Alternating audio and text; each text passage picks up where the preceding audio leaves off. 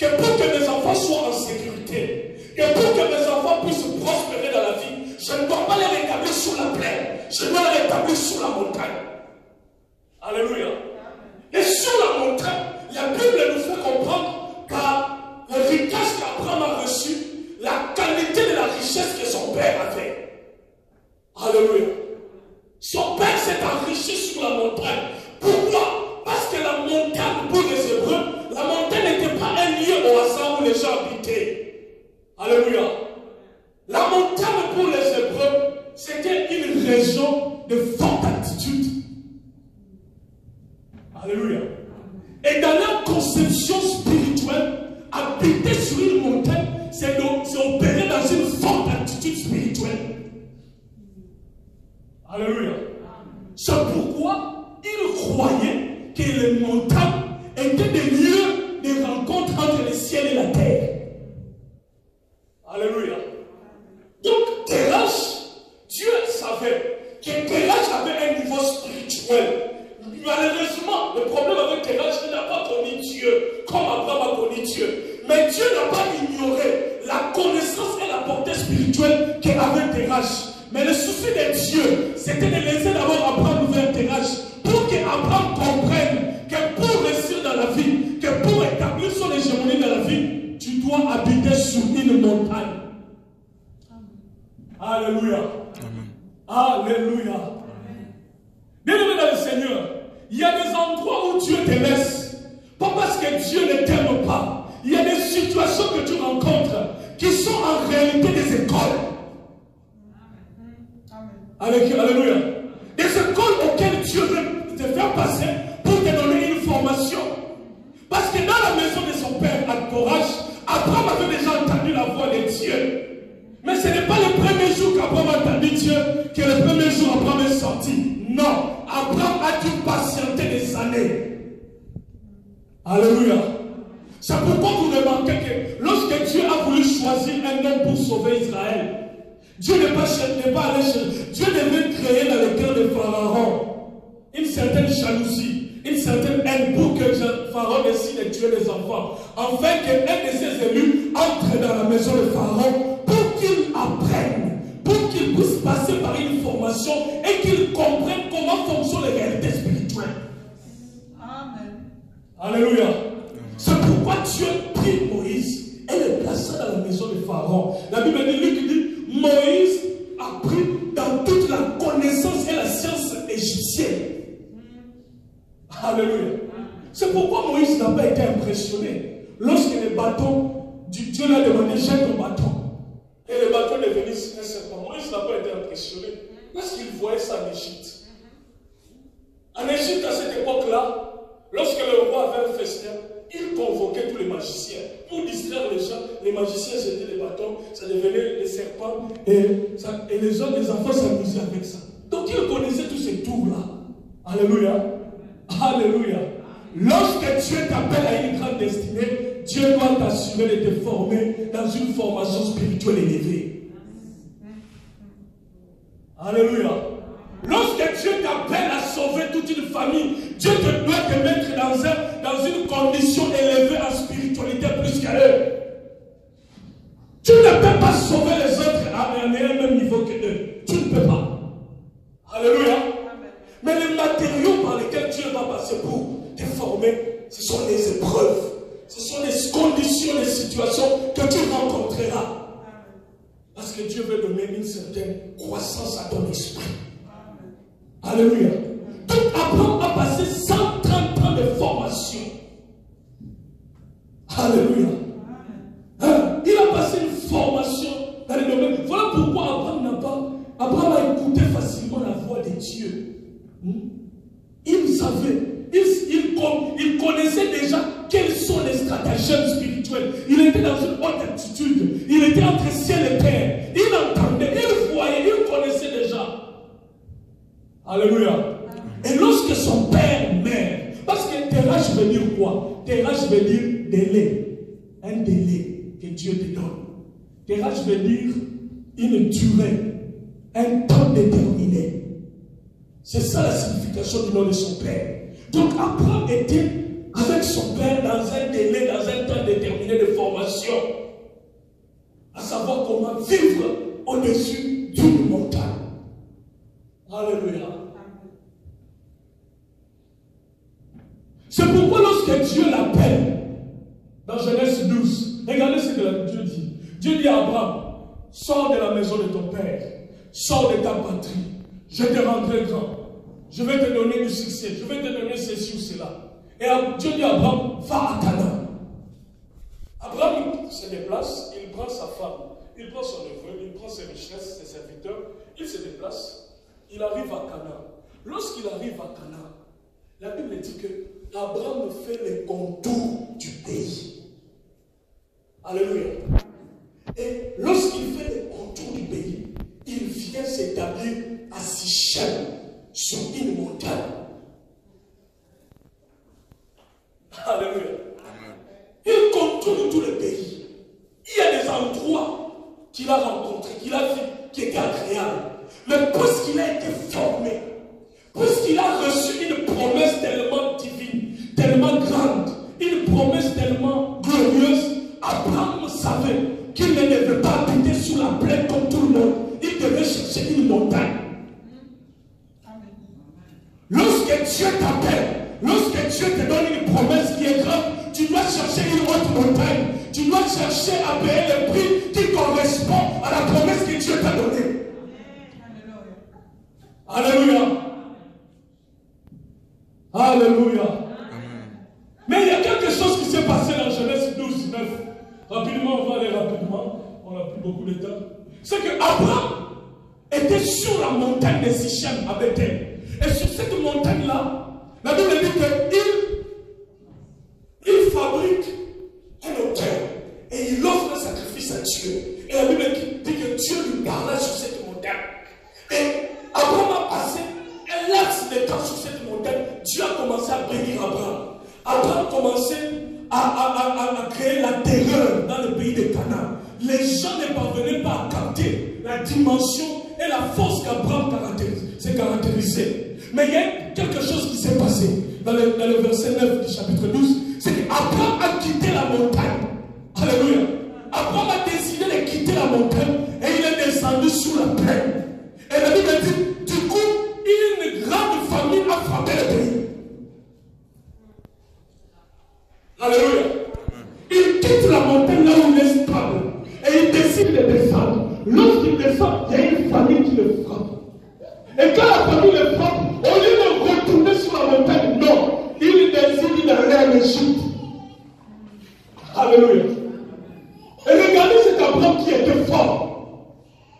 Le verset 11 et 12 aussi. Cet Abraham qui était fort. Cet Abraham qui était redoutable. Lorsqu'il arrive en Égypte, il dit à sa femme, puisque tu es belle, les habitants de l'Égypte risquent de me tuer à cause de ta beauté. Permets à ce que tu puisses dire aux habitants de l'Égypte que tu es ma sœur, afin que mon âme vive. Celui qui avait confiance en Dieu commence à avoir confiance aux hommes. Alléluia. Alléluia. Celui qui avait confiance en Dieu, celui qui avait bâti sa richesse en Dieu, commence à chercher le secours vers les hommes, vers l'Égypte. Alléluia. Et celui qui avait la condition du Fils de Dieu est devenu en Égypte le frère de sa femme. Et il a habité à Goshen, dans un lieu pour les étrangers. Alléluia. C'est pour te dire, bien aimé dans le Seigneur, lorsque Dieu t'appelle à la grandeur, lorsque Dieu veut faire des grandes choses avec toi, la condition, comme je dis, c'est de demeurer dans la même dimension et le même standing spirituel que la promesse que Dieu te donne. Mais ce qui va te sécuriser, ou ce qui va te donner la longévité à demeurer dans cette alliance avec Dieu, c'est de rester sur la montagne qui représente les sacrifices que tu dois faire à Dieu par rapport à cette grâce qu'il t'a donnée. Il y a beaucoup d'enfants de Dieu, lorsque les portes s'ouvrent, lorsque le Seigneur lui fait grâce, le Seigneur lui donne un travail, le Seigneur lui donne une situation stabilitaire dans sa famille, il y a beaucoup qui lâchent Dieu. Il y a beaucoup qui décident d'abandonner la montagne. Ils descendent. Il y a beaucoup qui quittent même. Et à cause de la famine, à cause des situations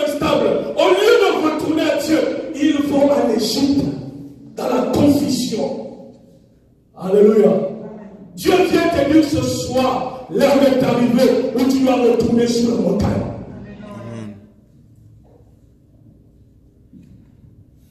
Dieu, voilà pourquoi il y a beaucoup des enfants de Dieu qui disent, mais bien-aimé dans le Seigneur, écris cela, la grâce n'est pas la gratuité.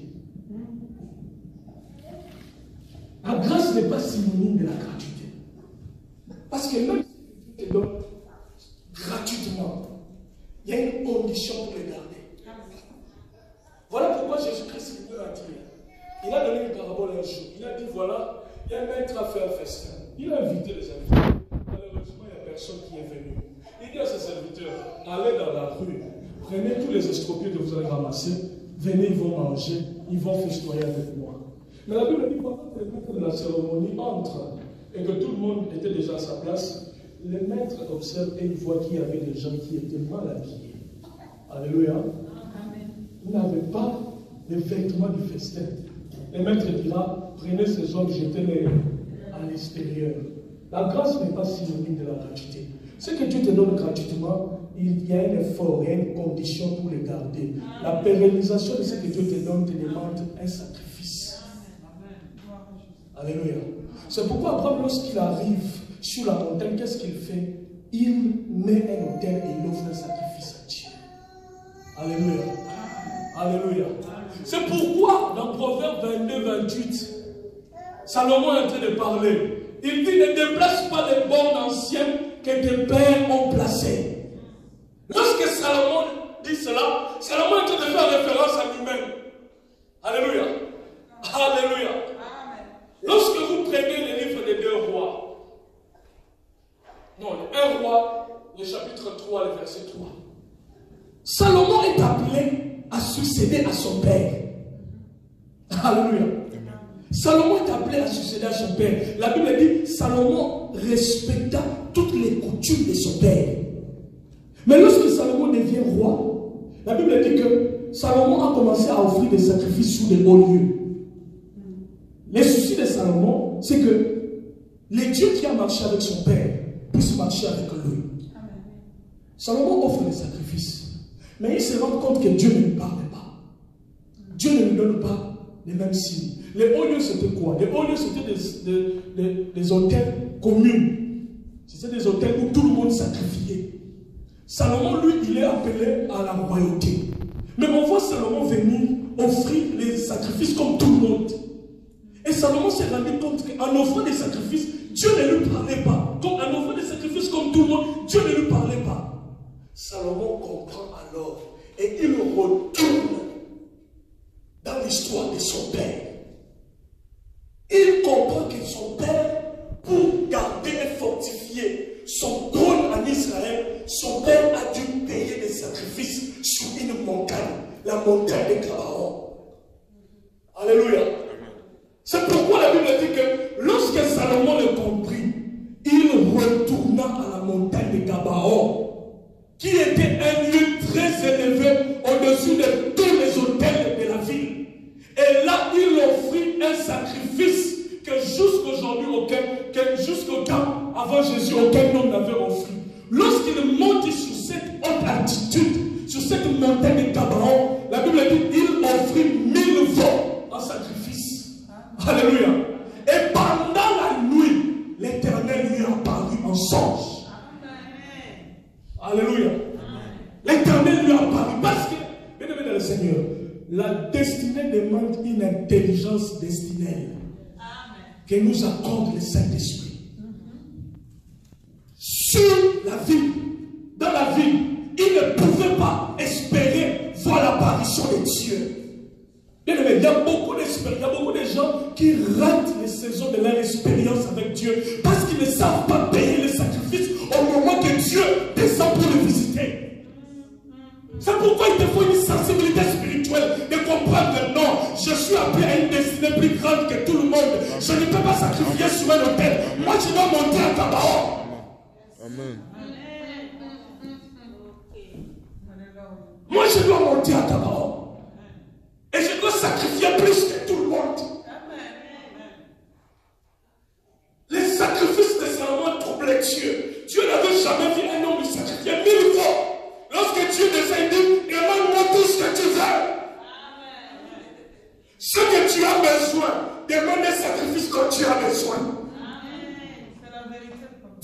pas te donner facilement ce que tu attends. Dieu peut te le donner facilement. Mais il y a une condition. Il faut que ce que tu lui demandes ait à marader. Il faut que les sacrifices de ce que tu lui demandes, il faut que les sacrifices aient le même niveau que ce que tu lui demandes. Alléluia. C'est pourquoi Anne, la Bible dit, Anne était stérile. Son mari la choyait plus que l'homme Pénina. Mais Anne savait que l'amour de son mari ne suffisait pas. Elle devait porter un enfant. Et la Bible dit, ce jour-là, elle monta au temple, au tabernacle plutôt. Et là, elle s'est mise à pleurer. Elle s'est mise à pleurer. Et le sacrificateur, il vient lui dire, femme, pourquoi tu t'enivres comme ça? Et la Bible dit que cette femme dit au sacrificateur, non, je ne m'enivre pas, mais je viens délaisser, ouvrir mon cœur, répandre mon cœur devant Dieu. Et il y a une prière qu'elle a fait. Toutes les fois, elle demandait l'enfant Dieu, mais elle ne le recevait pas. Jusqu'au jour où elle a compris que ce que je demande doit correspondre à ce que Dieu attend. Dieu avait besoin, c'était d'un prophète. Dieu n'avait personne. Tout le monde, tous les sacerdotes étaient corrompus. Lorsque Anne a compris cela, elle dit, si tu me donnes un fils, je te le donnerai à ton service. Alléluia. Bien-aimé dans le Seigneur, Dieu peut te bénir aujourd'hui ou demain. Ce que tu demandes à Dieu, tu peux le recevoir aujourd'hui ou demain. Mais seulement cela doit correspondre. Parce que ce que tu demandes à Dieu, Dieu doit trouver son intérêt à l'intérieur. Amen. Alléluia. Alléluia. Voilà pourquoi la Bible dit, lorsque Abraham sortit de l'Égypte, Abraham a compris la leçon. La Bible dit, Abraham retourna sur la montagne. Alléluia. Et lorsqu'il retourna sur la montagne, Dieu les bénit encore. À telle enseigne que même ceux qui l'ont accompagné ont été bénis comme quelqu'un comme Lot. La Bible dit que Lot est devenu fort riche. Alléluia. Alléluia. Bien-aimé dans le Seigneur, lorsque tu te tiens sur ta montagne, bien-aimé, ton hégémonie peut s'étendre sur ta famille. Alléluia.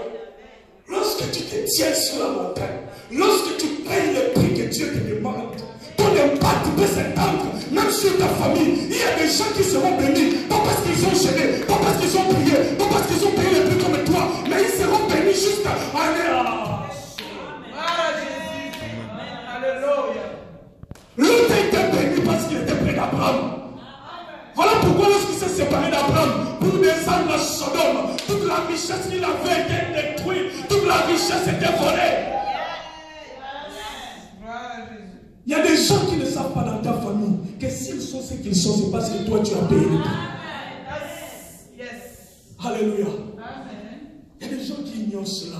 C'est pourquoi Abraham, il faut savoir lâcher quelqu'un qui part.